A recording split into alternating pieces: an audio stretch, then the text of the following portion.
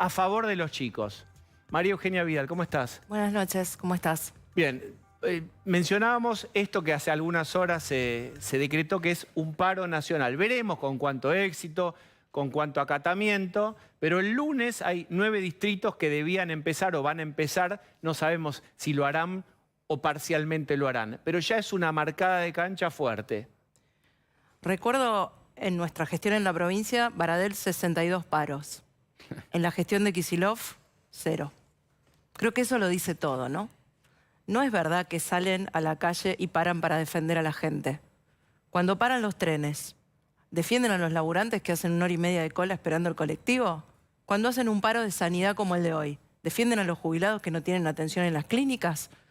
Cuando hacen un paro docente y lo hagan el paro docente el lunes, cuando los convocaron al diálogo y cuando muchos gobernadores ya se están haciendo cargo del Fondo Nacional Docente. ¿A quién perjudican? A los laburantes y a sus hijos que se quedan sin escuela. Sí hay emergencia educativa. En Argentina, 5 de cada 10 chicos de tercer grado no entiende lo que lee. Decí otra vez. No entiende lo que lee. 5, decilo. 5 de cada 10 la mitad. Chicos, la mitad de los chicos no entiende lo que lee. Si no entiende lo que lee, no puede resolver un problema matemático. No solo no puede leer un cuento. Si no entiende lo que lee, no puede aprender nada más. No puede entender la calle en la que está parado. Entonces, vivimos en un país donde nos creemos alfabetizados, porque todos vamos a la primaria, pero la mitad de los chicos que van a la primaria no comprende un texto. Eso no es emergencia. 2 años de escuela cerrada en pandemia no es una emergencia. Entonces yo creo que acá hay una intencionalidad política y a 60 días de que empezó un nuevo gobierno, lo que no se ganó en las urnas se pretende ganar en la calle y afectando a la gente. ¿Con qué alcance? Sí. Porque vos decís hay intencionalidad política. ¿Qué quieren? ¿Voltear al gobierno? ¿Quieren desgastarlo? ¿Cuál es el objetivo de eso que vos ves con tanta intención política? En lugar de discutir lo que quieren defender en el Congreso, porque como bien decía Pablo, tienen diputados, tienen senadores, tienen gobernadores, en lugar de discutirlo ahí, quieren generar un clima de malestar social, afectando directamente a la gente, porque acá Javier Milei no va a la escuela, yo no voy a la escuela, y probablemente muchos que mandamos nuestros hijos a escuelas privadas tengan clase, ¿eh?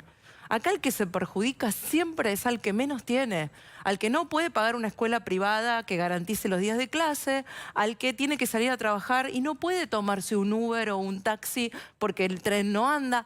A esos perjudican, a los que no pueden elegir, a los que no tienen opción. Baradel dice que es inconstitucional decretar que la educación es una actividad esencial y por lo tanto es solo el 25% de los docentes de una escuela pueden parar. Hay que garantizar el 75%. Va a ser ley la educación esencial. Estuvo a punto de ser ley en la ley ómnibus, porque le quiero decir a Baradel que los votos para votar la educación como servicio esencial estaban en el Congreso. Tanto el bloque radical como el bloque de Hacemos Coalición, como el PRO, como la Libertad Avanza, lo iban a votar. Así que tarde o temprano la educación esencial va a ser ley. Y cuando sea ley, no vamos a estar más rehenes de los Baradel de la Argentina. Ahora, vos recién recordabas muy bien lo de los paros. 62 paros en tu gestión como gobernadora, con SUTEBA, el gremio que se referencia a nivel nacional, etcétera, 0 Kicillof. Ahora, ustedes aprendieron algo de toda esa situación, de por ahí tenerlo muy a Baradel. ¿Qué le dirías vos a este gobierno que enfrenta por primera vez un paro docente? ¿Qué le dirías que tiene que tener en cuenta para no volver a quedar encerrados de esta cuestión de los Baradel de la vida? Que haga ley la educación esencial. Es clave, porque cuando vos decretás por ley que la educación es un servicio esencial, el día que hay paro, el sindicalista tiene derecho a hacer paro. Pero la escuela está abierta, número 1, y número 2, los chicos están en las aulas recibiendo clases porque el 70% del servicio se tiene que prestar. Entonces es como cuando el hospital está en huelga, pero la guardia te atiende.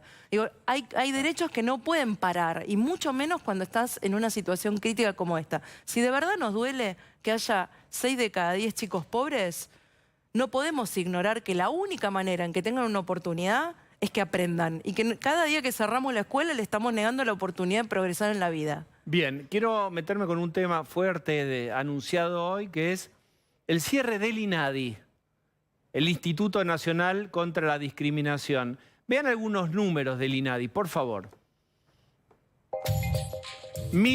150 millones de presupuesto total.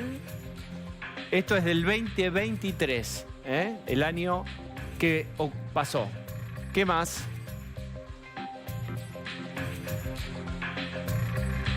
De esos 1.500, 950, para redondear, son para el pago de sueldos.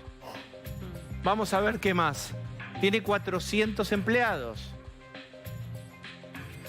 Bien, vamos a recordar que tuvo una larguísima intervención durante 20 años el INADI. Es decir, el INADI no es de hace 10 minutos, viene del año 95, pero lo que hemos observado también, y esto quiero decirlo porque yo conozco gente que trabajó ahí, formados, capacitados, psicólogos, terapeutas, con mucha bibliografía, con mucha expertise, que sotto voce se quejaban muchísimo de la conducción, se avergonzaban del sesgo politizado y amateur, gente que había aterrizado casi con un paracaídas por un acuerdo político en lugares de dirección del INADI. ¿Qué pensás? Este INADI no funcionó. No solo no funcionó, sino que incluso discriminó. Hizo una campaña en la pandemia para que la gente denunciara a las escuelas que querían dar clases. Creo que tenemos eso. Esto fue terrible. Esto y lo hizo el INADI. El INADI es el que miró para el otro lado cuando un día un gobernador decidió, en mi caso, pero pasó en muchísimos otros, cuando un gobernador me dijo retrasada mental. No hizo Recuerden nada. esto, lo llevo a un lugar espantoso. Cuarentena. Familias, si el colegio presiona para que vuelvan a la presencialidad o si no hay garantías, las clases virtuales pueden llamar al 168. ¿Entienden lo que estaba haciendo, el rol, en dónde se paró el INADI en ese momento? En la denuncia para que no haya presencialidad, para que no presionen las familias por la presencialidad o las escuelas. Ahí está. Así jugó el INADI también. Creo que los argentinos votaron un cambio de rumbo gigante. No hay más espacio para los INADI llenos de militantes y para hacer política. No hay más espacio para dirigentes como Grabois otorgándose a sí mismos subsidios. No hay más espacio para eso. Y el cierre del INADI también estaba en la ley ómnibus y también tenía los votos. Por eso digo, faltan pocos días para que el Congreso arranque. Tenemos una agenda de trabajo muy concreta.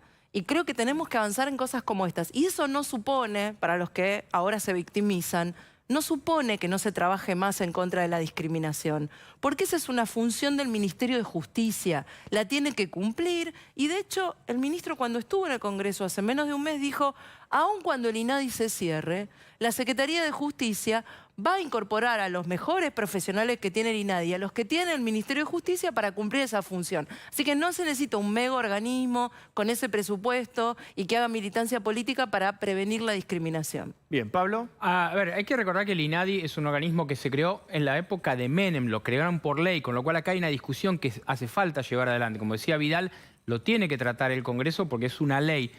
Y paradójicamente, mi ley cierra algo que hizo Menem. A mí me parece que el INADI con 400 empleados no es un problema de fondo, sí, todas las políticas, sí, a toda la cuestión policíaca de denunciar gente en la pandemia. Ahora, me parece que el gobierno tiene que empezar a ver cosas mucho más de fondo. Esto le encaja perfecto al relato de Milei. Hoy las redes están totalmente dominadas por el discurso de cerrar lugares que no funcionan, lleno de ñoqui, lleno de funcionarios kirchneristas. Me parece que está todo en el caso del relato. Me parece que ¿qué debe hacer? Ir al Congreso y sancionar cosas en concreto y que salga de la discusión mediática. Jessy. Sí, desde el punto de vista simbólico es muy fuerte, no solo por la cantidad de empleados, sino, por ejemplo, algunas cosas que se detectaron en el informe del gobierno. No existe nómina de personal ni sistema de recursos humanos. Se detectó empleados sin funciones, más de 7.000 expedientes sin tramitar ni resolver en todo este tiempo, problemas de seguridad informática, es decir, un montón, y bueno, y alquileres millonarios que los dieron de baja. Es decir, no funcionaba absolutamente nada y no hubo ni siquiera la intención de la apariencia de darle alguna formalidad a lo que pasaba allí adentro. De hecho, incluso Nico Wiñaski publicó en el diario Clarín que funcionaba en una de las sedes una cueva financiera. Nunca fue un valor la austeridad en el ciclo anterior. Nunca fue un valor, porque siempre había la idea de más presupuesto, más personal, más Estado y más actividad no es lo mismo que productividad. Bueno, todo esto está siendo revisado y genera también, están pateando muchos hormigueros. Hay que hacerlo. Hoy no, con los números que tenemos de más de 200% de inflación, de inseguridad, de pobreza, de emergencia educativa, los jubilados, todo eso no puede esperar. Y es inadmisible que en un contexto como este el Estado no dé muestras de austeridad, ¿no? Vidal, gracias por haber venido. Gracias a usted por Vamos a hacer invitarme. una pausa.